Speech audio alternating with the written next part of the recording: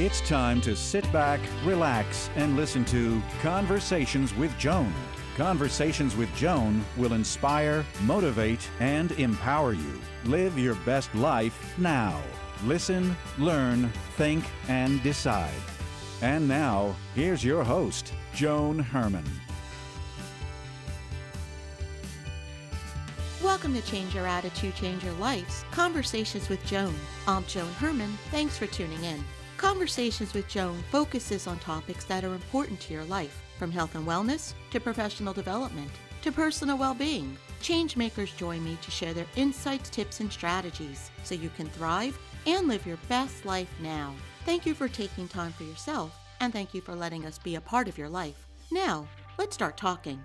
The fast pace of today's world is creating a silent epidemic that's impacting our physical and emotional well-being. According to today's guest, Dr. Paul Napper, our accelerated lifestyles, always-on technology, and ever-increasing job demands have created a tsunami of overwhelm and anxiety. Dr. Napper warns that we've lost our agency, which is the ability to deal with stress and act as an effective agent for ourselves. Dr. Napper leads a management psychology practice and is a co-author of the book, The Power of Agency, The 7 Principles to Conquer Obstacles, Make Effective Decisions, and Create a Life on Your Own Terms. Welcome, Dr. Napper. Thank you so much for joining us. Well, thanks for having me. So, Doctor, this is really a very important topic because it's been reported that 2 of every 3 Americans say that they are extremely or somewhat anxious. How is the way that we're living today impacting our well-being? Well, as everybody knows, we live in a much faster-paced society than we did 20 years ago, and it continues to accelerate. So whether you're in business and trying to adapt to changing customer demands, or you are simply working from your home, people are aware that things are moving much, much faster. We are expected to be available to communicate almost instantaneously most hours of the day and night, and there's information simply coming at us at all hours. So one strength of our culture as Americans is we say yes to new things. So, we embrace the new, and for the most part, that's worked well for us. However, in today's culture, too much of a good thing is sometimes not a good thing, and people are, as you said, simply experiencing overwhelm on a much more frequent basis than is healthy and optimal. So I started doing this work. I work with business leaders in Fortune 500 companies and some smaller companies as well. And when I first started doing this work 20 years ago, I rarely heard people saying to me, I'm overwhelmed. I'm overwhelmed by what I'm facing. I'm overwhelmed by the demands being placed on me. Today I hear it every day. So we started thinking about what is going on here and what is the effect of all this anxiety and overwhelm on people.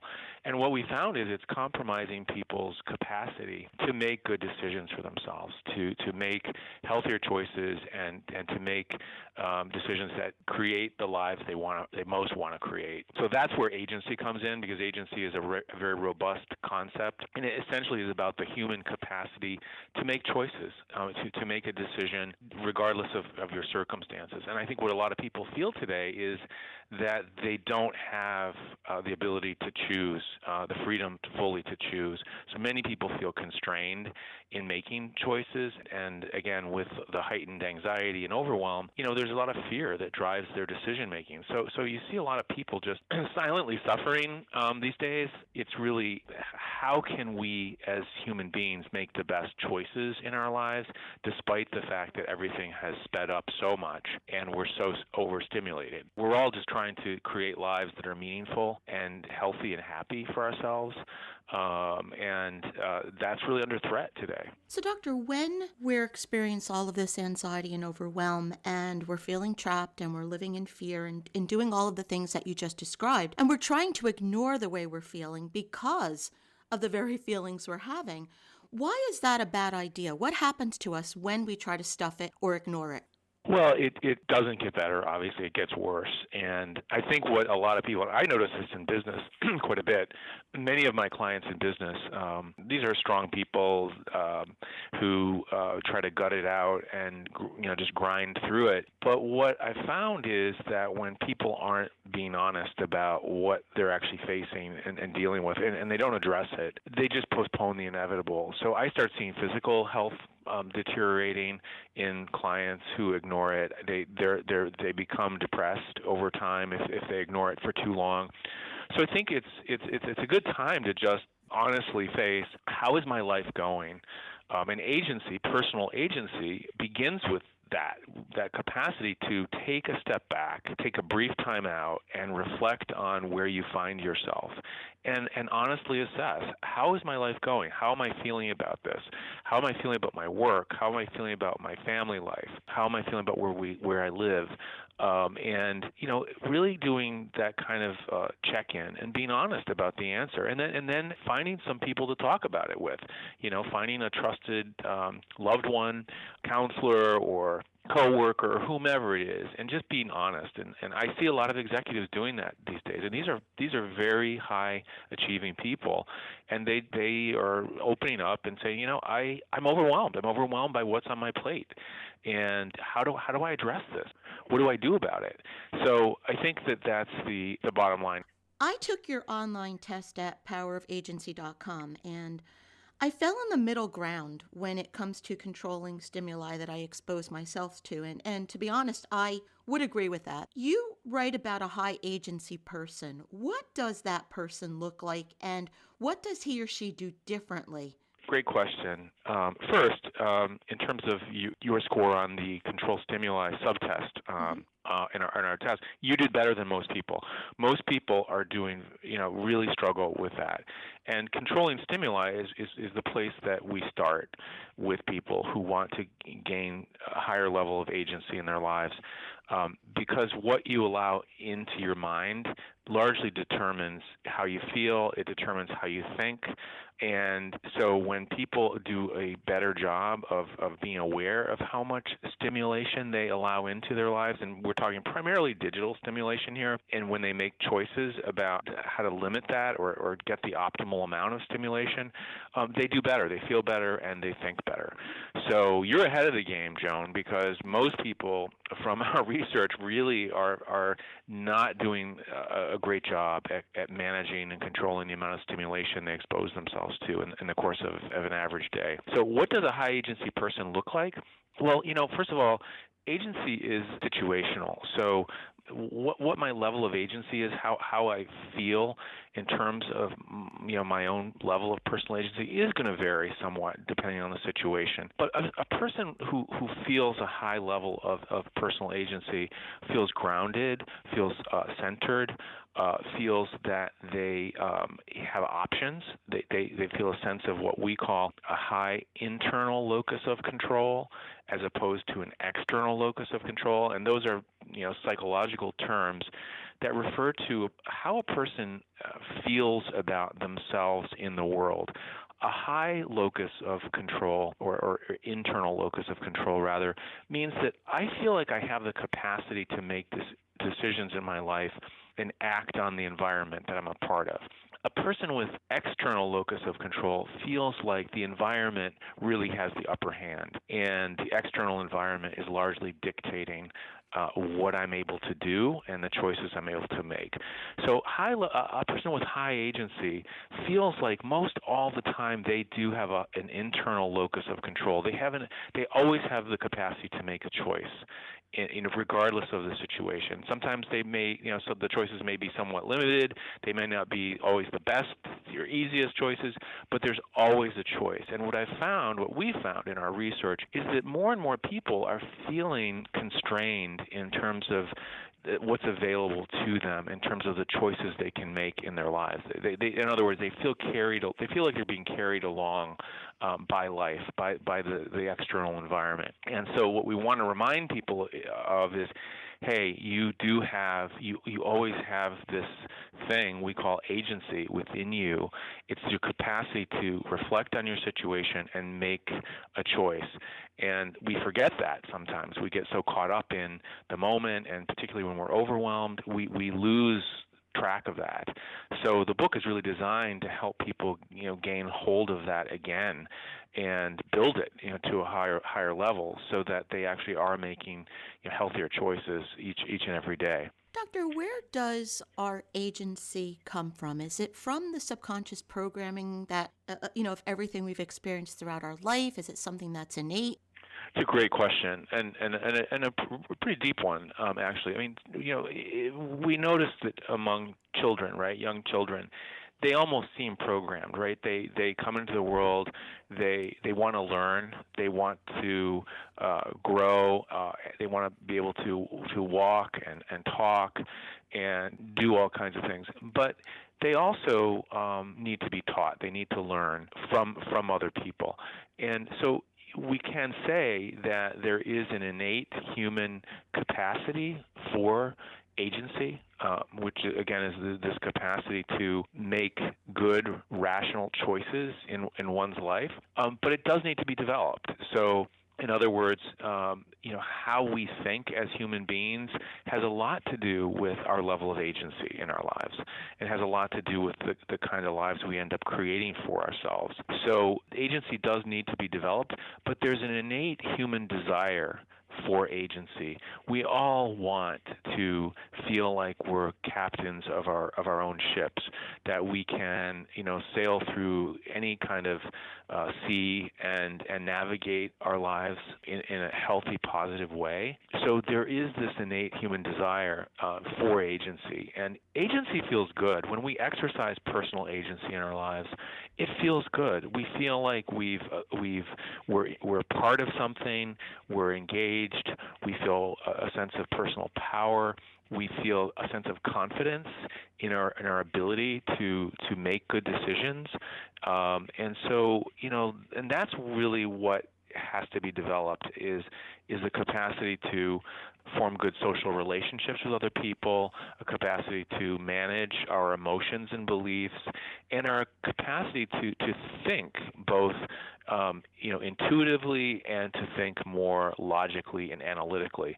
And so what's interesting is agency is never taught really specifically to students, for example, but it is taught more indirectly, because at the end of the day, our success as people depends on our capacity to adapt, to change, of course. And as change accelerates around us, agency becomes a really critical part of the equation, because without it, we're not going to be able to effectively adapt to the environment around us, and that's where we see a lot of people falling down.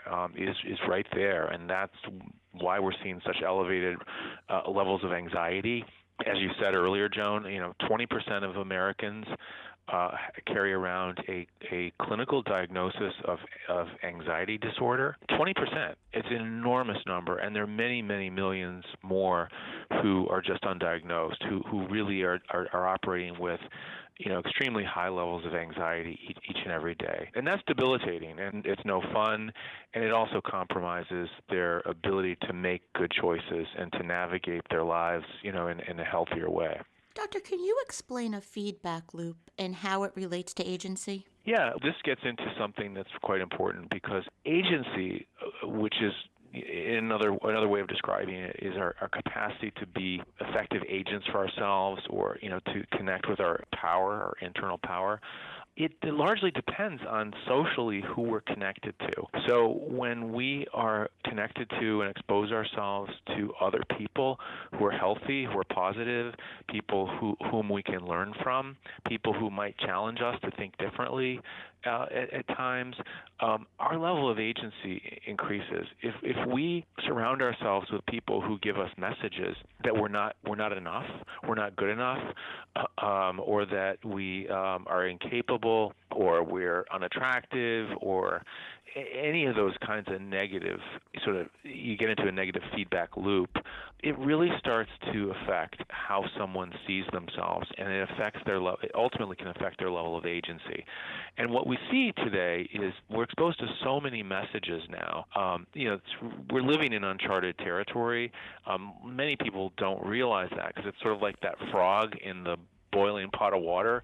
The water just gets hotter and hotter on the stove, and the frog doesn't, just notices it just slowly getting warmer, but it's all of a sudden when it gets super hot that the frog is extremely uncomfortable and wants to jump out of the pot.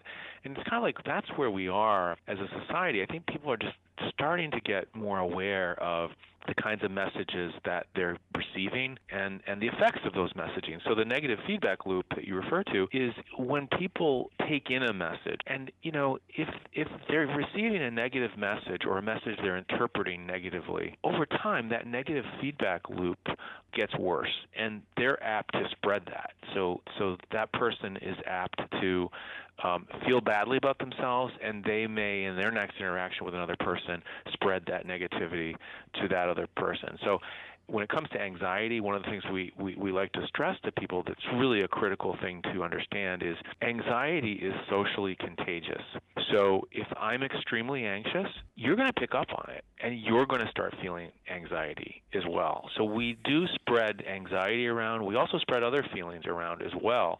I think a lot of times people aren't aware of that, and they may not be aware of the messaging too. That, and especially younger folks who spend a lot of time on social media report feeling in some ways less than a lot. They look at the lives that are portrayed on social media, these idealized lives, and they compare themselves to what they see, the images, which of course aren't entirely real, and they feel badly about themselves. So there's a lot of messaging out there today that people need to be more critical consumers of, and frankly need to move away from messaging that makes people feel less important or less powerful or less attractive. It's just simply not a good idea to expose yourself to that type of stuff. And I couldn't agree with you more, because I actually went through that with social media when I went through some personal life challenges, and I started to realize that what everyone is showing is what I call their A role. It's the A game, but that's not everyday life. And